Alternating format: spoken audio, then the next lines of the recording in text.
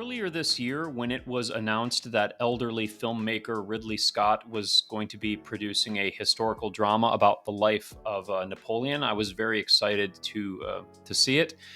And since it's come out, lots of people have asked me for my input on the film. And so today, what I'm going to do is just offer some reflections on Napoleon. I went to see it last night. I have a lot to say about it. And so, for those of you who have been asking me my opinions on the movie, this video is for you. I was really excited when I first saw the casting for this because, first of all, Joaquin Phoenix is a very good actor. I think that he physically resembles the older Napoleon, and I thought it was a great casting choice. But I started to have my misgivings right when I saw the first trailer. Number one, because I noticed that there was a ugly kind of dark gray filter over everything. It wasn't very colorful. It was like very ugly from a point of view of cinematography. And also for the trailer, instead of having an original score, they did like they used Black Sabbath War Pigs for the trailer, which I thought was bizarre. And those two things, like revamping some modern song and trying to use it as a score, and also that ugly gray filter, are two of like the worst characteristics of modern cinema. And so as soon as I saw the trailer, I was like, oh gosh, this is going to have all the worst aspects of modern filmmaking. And after last night's viewing, I think I was correct. I predicted before I even saw the movie, I said, okay, this is going to be visually ugly. It's going to have a big bloated script that just kind of meanders and doesn't have a tight plot. There's not going to be a lot of character development, and there's not going to be much emotional intensity. And I think I was correct in all those assessments. So I guess first I'll just talk about the historical accuracy of the film, which actually was the part that I care the least about. I mean, because I'm a history guy, people always want to know when a historical movie comes out. They're like, "Oh, I bet you're going to have a million things to nitpick about this." You know, I actually don't care about historical inaccuracy in historical films. It's just come to be accepted in Hollywood that they're going to take liberties with the history, and I really don't care as long as the liberties are in service of a good story. There were some things that kind of bugged me about this movie. For example, Napoleon's battle at the pyramids, which is called the Battle at the Pyramids. Ridley Scott seems to think that this literally happened at the pyramids, and he has Napoleon shooting the pyramids with cannon, which is ridiculous.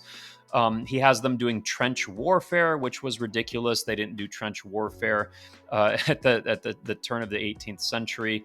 The Battle of Austerlitz was not fought on a lake. I mean, there was a minor part at the end of the battle where some of the Prussian forces got inadvertently pushed onto a frozen lake, but it was very shallow and there weren't many casualties as part of that. I thought that part was the most ridiculous, where basically in the movie they have Napoleon trick his enemies into coming out onto a frozen lake, and no army is going to voluntarily walk onto a frozen lake. They're not going to be that stupid to like bring their whole army onto a huge frozen lake and just somehow not realize it. So that was ridiculous. They also took a lot of liberties with Napoleon's relationship with Josephine. They made Josephine a much more motivating factor for Napoleon's like they basically like made, well, I'll talk about that when we get the section on Josephine, but they took some liberties with that. And there was various other things like that I was kind of annoyed with. I could have forgiven those things. The I was very disappointed they didn't have more Napoleonic squares because the armies in this, so the militarily, it was really annoying that he basically had them fighting like this was Braveheart or something, where two armies, they'd fire and then they just kind of smash into each other in a big melee, which seldom ever happened in history, and certainly not in this time period. It was a real missed opportunity to portray this type of fighting from this time period, which was very complex. Napoleonic warfare was like a gigantic game of chess fought over huge amounts of territory, sometimes miles and miles and miles of land. And and one of the tactics they used was the Napoleonic Square, which was a very famous way to deal with cavalry charges. And they show it at the end of the movie at the Battle of Waterloo. Um, Under Wellington, but they make it look like it's some special maneuver that Wellington initiated to beat off Napoleon. But really, this was a tactic that everybody used, and I was really interested in seeing. Seeing when I was looking at the battles, I was like, "Oh, good! I'm going to see some Napoleonic squares," but they didn't show any of them, and it was really disappointing. I remember watching a movie. There's a movie about the Battle of Austerlitz from like 1960 that has better depictions of Napoleonic squares than this. So he really lost an opportunity to depict historically accurate battle, and instead he just opted for like the boring old like two sides crashing into each other. We only see Napoleonic squares a little bit at the very end. The scale of the battles was much too small as well. He makes the Battle of Austerlitz take like 5 minutes, when in reality a lot of these battles like Waterloo took days, and they covered huge amounts of land, like multiple villages, and probably, I don't know, 10 square miles of land or something. So they were massive, and the scale of the battles was shrunk down to be these very small affairs, and lots of like just fighting in these weird army, like storming tent camps and stuff, which is very odd. So I just did not understand why, spending all the money on this, he opted to just kind of freely invent how these battles were fought, instead of like actually showing the intricacy of it.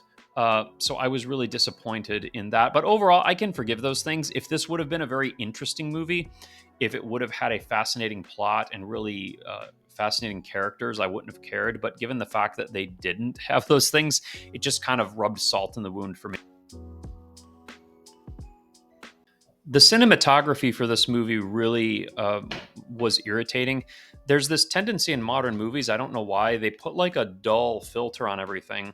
Like so many of the scenes have like this gray tone about them, and everything was all the colors were muted. You didn't have like these bright beautiful colors, and this really should have been a bright beautiful movie. There's all the colors of the French Revolutionary Napoleonic era uniforms, all the different places they were, Russia, Austria, France, Egypt. You should have had all these bright beautiful colors and like this lavish spectacle, but for some reason they muted all the colors. There was like a gray tone over everything, or a sepia tone in the desert scenes. You didn't have a lot of brightness, and for some reason elderly director Ridley Scott decided that all the skies were going to be overcast all the time. I mean, I think you had sun shining maybe once when Napoleon comes back from Elba and it's like a sunny day, but even then it starts to get like overcast, and there's like always clouds, fog, snow. Everything is very dreary. The indoor shots are not well lit, so people are in shadow. And I found myself so often looking at this and just being like, why is this so dark? Like visually, when they're indoors, everything is very dark, and outdoors, it's not pleasant to look at. It's not bright. And you're probably very accustomed to this from watching so many modern movies, but go back and watch something like Braveheart or Lawrence of Arabia, or some dramatic film from like before 2015, and you're going to see how much more bright the colors are. Now there's just this tendency to put this ugly, drab, gray tone on everything, and I did not like it at all.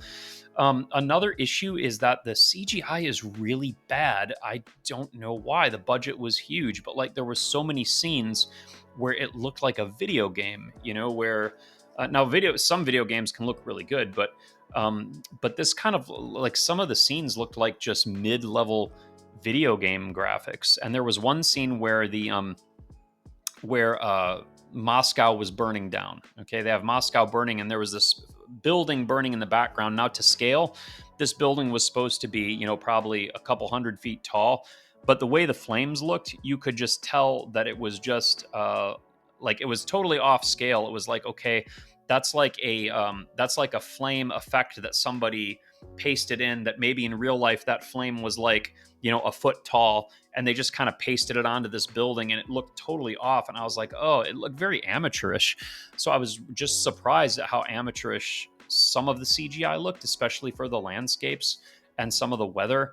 Some of the weather, the snow looked so bad that it was kind of like when you're using your video editing software and you just paste in a snow effect.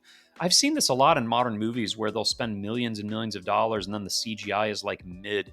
And I don't know why this is. I think probably they're forcing these people to work very quickly to get this done. And they don't have a lot of time. But anyhow, it was, I don't know. I was not impressed by the cinematography at all. It was one of my major gripes with the movie. Regarding casting, there's really only two people to talk about, which are Joaquin Phoenix as Napoleon and then Vanessa Kirby as Josephine. And there's not much more to say because they're the only characters that are really constant throughout the movie. Everyone else is kind of ephemeral. They come in and go out, and you don't really know who is who. Oftentimes, it relies on captions to tell you who these people are. So, really, Napoleon and Josephine are the only main characters. Vanessa Kirby, I think, did very good as Josephine. Um, I mean, I think she could have been fleshed out better, but I think that was a writing problem, not an acting problem. Most reviews I'm reading highlight her acting as the strong spot in the movie, and I would agree. I thought she did fairly well, and I enjoyed her scenes. But the big thing to talk about here is Joaquin Phoenix. He was very bad as Napoleon. For one thing, he's simply too old. Now, I mean, Joaquin Phoenix does resemble older Napoleon, like from the Waterloo era. But when we're talking about like 1793, when he's starting his career, Joaquin Phoenix is what he must be pushing. He must be 50. I don't know how old he is, but he's trying to play a guy who's in his early 20s, and it's simply very miscast in that regard. I don't know why they didn't de-age him or something a little bit, at least. But anyhow, the way he played Napoleon, he was catatonic for most of the movie. Like he was so low energy, almost comatose, and it was so odd. There was many scenes where he looked barely awake. Honestly, even in battles, like even in the midst of battles, he's kind of it's such a very odd way to play him. So yeah, he was comatose. He was barely awake. He was lethargic. He was low energy. In many scenes, they had him kind of like stumbling, like he was having trouble walking straight. It looked like he was walking with a wedgie in many of the scenes, and I'm not sure why. He was just so low energy. Uh, Stoic isn't even the right word for it. You can have a character who is stoic, um, like what's his name? Laurence Olivier. That's what I'm thinking of. Sir Laurence Olivier. If you go back to the classic film Spartacus, Laurence Olivier's character, who plays Marcus Licinius Crassus, is a very stoic character, but he still has a lot of personality. He has a lot of energy and drive and passion, but he's still stoic. So those things aren't mutually exclusive. So this Napoleon isn't even just stoic. He's like absolutely. It's like he's barely staying awake, and it takes you out of your suspension of disbelief, because on the one hand, the movie and the history are telling us this man was extremely charismatic. This man had the devotion of a nation. This man led hundreds of thousands of people on these military campaigns, many of them who would never return. This man inspired the confidence and love of his soldiers and his whole nation. But in the casting and the way Joaquin Phoenix is playing it, you're not seeing anything that would correspond to that. Like, he has no charisma in the movie. This Napoleon is very unlikable, very unlikable. And right from the very beginning, when you see him, he's just a very dry, unlikable character. He never becomes, and I'm not saying he's unlikable because of his moral actions. I'm saying the way he's played, he's an unlikable person. Like, you would not want to be around this guy. He's very low energy, very plodding. I think probably Joaquin Phoenix didn't know exactly how to take the character. Maybe he was trying to make Napoleon brooding. If you look at a lot of art of Napoleon, especially art in his exile, it depicts him as kind of like a brooding character, brooding on his losses. That certainly doesn't characterize his whole personality, though. And Joaquin Phoenix takes it beyond just brooding to the point where he seems like he's always just half awake and very, very, very low energy. So It was very unappealing way to play Napoleon. I'm not sure what the rationale was for it. I think that Joaquin Phoenix just didn't know exactly where he wanted to go with this character, and it really came through. So I think that was the major weak point in the movie, was the way that he chose to depict Napoleon. This plot really suffered, and I think that's because elderly filmmaker Ridley Scott couldn't choose between two types of plot, because what he really wanted to do was he wanted the plot to depict all Napoleon's political ambitions and military conquests, his rise and fall. So he wanted to depict all that, but he wanted Napoleon's romance with Josephine to be the thread that ties all those things together. The problem is there's not a direct relation between the two. Like, Napoleon's conquests were not related to his romance with Josephine, or dependent upon it, or contingent upon it. Um, uh, so consequently, he's trying to focus a lot on Josephine and Napoleon's romance, but he's trying to tie it into his conquests, and it doesn't really work very well. And so you get the feeling that the movie is bouncing back and forth. Like you get the sense that he really wanted to make a human-based drama about Napoleon's romance, but that he didn't really know how to tie in the military victories well. And so you see kind of these awkward attempts to shoehorn Josephine into places where she doesn't belong. Like, he makes, like, when Napoleon retreats from Egypt, he makes that be about Josephine. Like, he leaves Egypt to go back and confront Josephine about her adultery, when that was not the reason that Napoleon left Egypt. Or he makes Napoleon's escape from Elba be about that he missed Josephine and wanted to see her again. And so it didn't really work.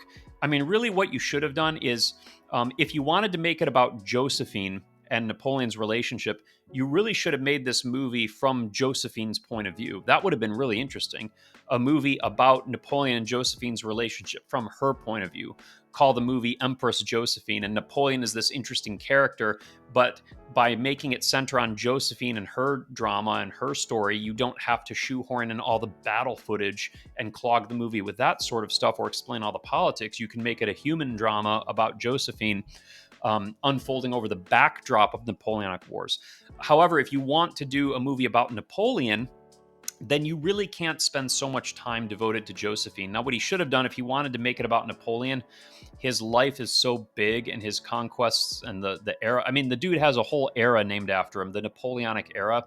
This should have been a mini series. This should have been like 8 episodes of a Netflix show, and that would have been really cool to do that. In fact, there was a series. A Napoleon series years ago. What year? Oh, it was 2002. There was a TV miniseries with Gerard Depardieu. John Malkovich played Talleyrand. It was multiple episodes, and that one was still only kind of mediocre because of the low budget. But at least it gave sufficient time to Napoleon's life. So elderly filmmaker Ridley Scott couldn't really decide which one he wanted to go with. It seems like he kept being torn between, do I want to make it a human drama about this romance? Do I want to make it about Napoleon's military conquests? And you really couldn't tell which part of the plot was primary. So there were several parts of the movie where I was like, what is this movie about? Is this supposed to be about Josephine and Napoleon, or is this supposed to be about his ambition? So it really was muddled in that way. And because he had to devote so much time to Josephine and Napoleon, a lot of the political stuff and the military stuff is just rushed over. Like his invasion of Russia is just explained in a throwaway line. He says, like, the Tsar betrayed me and I had to invade Russia. And that's the only setup you get for the invasion of Russia. You don't even see his conquest of Italy, which was where some of his earliest triumphs were. He talks about it in a dialogue after the fact. He's like, I conquered Italy, but you never see it. So there's way too much time of Napoleon brooding in rooms with Josephine, way too much focus on the romance. There was some unnecessary sex scenes because they were trying to have the subplot about Napoleon can't conceive a child. The sex scenes were kind of ridiculous. I mean, I thought they were pointless in and of themselves. I don't think, I don't need to see Napoleon sex scenes. But even the way they did them was really bad. They were really awkward, and essentially they were trying to make Napoleon look like a brute and a bad lover, and so they made the sex scenes very awkward and like kind of cringy. Not like ooh, this is like. Ooh, this is edgy sex. It was like very cringy, and you're like, ugh, so it was very, very unnecessary to put that in there. Um, but at any rate, the plot has been described by many as meandering, because and that's accurate. It just jumps from one thing to the next, and there's really no setup. You don't understand why things are happening. Like, I happen to know the history, so I really understood it. But for someone who doesn't know the history, it would have been a lot harder. And so the movie relies a lot on like captions to explain what's going on. It's like, here's where we're at, here's what's going on, here's who this person is. So it relies on like captions and exposition to tell you what's going on, because the story doesn't really flow very well. And there's like a lot of bloated things in there. Like, it's very self-indulgent, and I kind of knew it would be, because elderly filmmaker Ridley Scott hasn't put out a great movie in a long time. It's very self-indulgent. You can tell that someone gave him a blank check and was like, just make a whatever movie you want. There's lots of it's ironic, the plot. Ironically, it's paradoxical that like many things it shows too much of, and it's the movie is both too long and too short. There's a lot of scenes that don't need to be in there. Like, there's this weird scene where they have Napoleon like looking at a mummy, and he's like looking at a mummy and like putting his ear up to the mummy like the mummy is talking to him, and then he puts his hat on the mummy and he touches the mummy and it falls over. And I'm watching this, I'm like, what was the point of this scene? Like, it really contributed nothing. And there's various scenes like that throughout the movie where you're like, why is this scene even in here? But then there's other scenes that should have been expanded upon, but almost nothing is said of him. Like I said, his invasion of Russia is just mentioned with a single throwaway line. That's the only setup. Now, really, if I was doing this movie, what I would have centered this on is I would have given a lot more time to set up the political machinations of the Republic as it turns into the consulate and then the Empire. I would have given a lot more attention to the military stuff. You really don't understand militarily what's going on. A movie that does this very well is the movie Gettysburg from the early 90s, where they really set up the military stuff well, and you really get into the mind of these generals. That would have been great. You could have made like a political drama that was really focused on the politics of the Republic. They just didn't devote much time to any of that. So the plot was meandering. It was just kind of circuitous all over the place, and it didn't give enough time to the things that needed time, and things that didn't need a lot of time. You get a lot of devotion. You get a lot of time of like Napoleon and Josephine laying on couches, like saying bad dialogue to each other. The dialogue was really bad too. I wrote down some of the cringy dialogue on my phone here. Yeah, like she says, they're eating dinner and she says like, "You're fat," and he says, "I like my food. Destiny has brought me this lamb chop." Like, this is like middle school level dialogue. Character development is also non-existent. What you want to see in a drama like this is some sort of character arc, some sort of like development where the character, the protagonist, is undergoing some sort of personal struggle that they overcome, or if it's a tragedy that they succumb to by means of their flaws. You don't see any character development in these people. Napoleon is exactly the same throughout the whole movie. He doesn't learn anything. He doesn't. I mean, there's really no change in his character. He's just very static. And Josephine too. They don't really change much throughout the movie. You can't. Okay, so first of all, character development. The romance between them is not very believable. It's kind of like in the Star Wars prequels, the Lucas prequels, where we are told that Anakin and Padme are deeply in love, but they have no chemistry on screen. That's the same thing I noticed here with Joaquin Phoenix and Vanessa Kirby. Is we're told that they have this passionate romance, but you don't see it in the chemistry. Again, because Joaquin Phoenix is just comatose, And Vanessa Kirby, she's very reserved, and she doesn't seem very passionate. We see her cheating on Napoleon. We see their marital struggles, but we don't really believe, like, you never really believe their romance. It's not really believable. So it just felt very fabricated and forced. Now, one thing with Napoleon is, so the way this movie should have been set up, okay, this should have been a tragedy in the classic Greek mold, because Napoleon is a tragic figure. That is, he's a figure that rises from obscurity through his talents and his merits and his prowess. He rises to the heights of power and fame and literally has the whole world at his fingertips, but then he loses it through his own hubris and his own faults. That is a classic setup from a Greek tragedy, where you have a hero who destroys himself through his own flaws. That's how this should have been set up. And so, what should have happened is, at the beginning of the movie, it is important to establish Napoleon as a sympathetic character. Like, we want to root for Napoleon at the beginning of the movie, right? We want to. Here's this young, up and coming, plucky Corsican officer who's in Paris, and he's anxious to make his way up the ranks, and we want to root for him. We want to see him idealistic. We want to see him full of energy. We want to see him like a character that we can identify with, that we would like to support, that we would like to hang around with.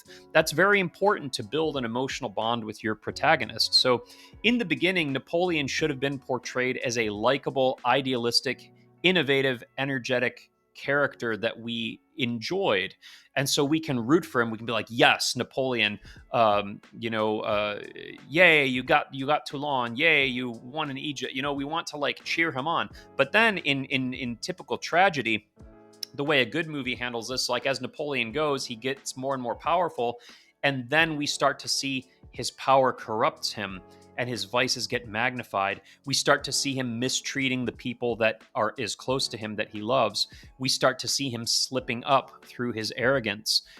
We start to see him becoming more and more unhinged and detached, and then we start to have that emotional, like, oh, I can see where he's losing it. And we can have kind of that, like, that tension, that we're on the edge of a precipice and watching this character arc go like this. And then this could have culminated in his disastrous invasion of Russia, and then his tragic and fatally doomed last ditch effort at Waterloo. And then that would have been such a payoff after, if we'd seen all that, and then kind of like the come down of his exile in St. Helena. But they didn't do that. Napoleon undergoes no character development. Like I said, he's unlikable from the first scene he's in, and he never changes. He never undergoes anything. You never get the sense that the character grows and develops. And I know that Napoleon, as a historical character, was narcissistic, but it's not as if the man would undergo no development or change throughout his entire life. I mean, come on. But yeah, from the first moment they introduce him, he's unlikable, and you never really get a chance to really root for him. You're just kind of like, oh, what's going to happen now? Oh, okay, I guess he won again. So they really should have set up a nice arc. The plucky, energetic, likable underdog, scrappy underdog idealist who fights his way up, and we root with him. Oh no, he's getting corrupted. Oh, what's going on? Oh my gosh, look! Oh my gosh! And then it's a tragedy. And then it's the tragedy of Napoleon Bonaparte. That's the way it should have been played. But it wasn't. It wasn't. He did just a very boring, no character development whatsoever in this Napoleon. And that was extremely disappointing. Also, like I said, you don't get a chance to meet any other characters. There's other characters in there. You've got Talleyrand, you've got Tsar Alexander, but like, they don't get any screen time, and you often don't know who they are because they're maybe mentioned. What, like Napoleon's son? You see him once, never again. Josephine has a daughter. You see her once, never again. All these people are introduced, and then maybe they have one scene, and then they're just gone. You don't see them anymore. And it relies on like captions to tell you where we're at, who's talking, what's going on. So very annoying. You look at a movie like Braveheart, for example. Braveheart, much shorter movie, much tighter movie, also dealing with very similar themes, is able to weave in romance, action, politics, and you're able to follow it without feeling lost. Yeah, there's some captions that say like now we're in York, but like or here's the year it is. But you don't depend upon them. You can tell from the context and the story. It's good storytelling. It just flows from one to another. And there's a character arc with William Wallace. He starts as a kid, and then he goes through this tragedy. Then he has to learn, and he wants peace. He's trying to live by himself, live peaceably, but he's thrust into this role. He has to learn how to be a leader. He has to take on King Edward, and then he gets betrayed. And then there's this tragic but redemptive execution at the end. Beautifully done. Oh. So the real problem ultimately this movie came down to the writing. The writing was really, really bad. The dialogue was bad. The plot was bad. Whoever wrote this, it was just a poor screenplay. And elderly director Ridley Scott didn't do a good job realizing the vision. I mean, Ridley Scott is really past his prime. He hasn't made a great movie in a long time. And I'm no longer excited when I hear that elderly filmmaker Ridley Scott is going to be doing some historical epic. Ultimately, the real downside about this movie is not that it wasn't terrible. Like, it was bad, but it wasn't terrible. The real awful thing about this movie was that it could have been so much better. Like, in the hands of a skilled filmmaker who had restraints, like who had somebody looking over his shoulder saying, like, no, you can't make it 2.5 hours long. No, you can't make it so grand. Like somebody who forced him to keep it more restrained. In the hands of a skilled filmmaker, this could have been an awesome movie. I wanted it to be good so bad because Napoleon's story is so epic. Like, the story of Napoleon is one of the most epic stories in Western civilization, and it should be told, and it should be told well. But elderly filmmaker Ridley Scott is not the one to do it, and sadly, the failure of this movie, because it has failed at the box office pretty bad. There was nobody in the theater. When I went to see it with my son, we were the only two people in the theater.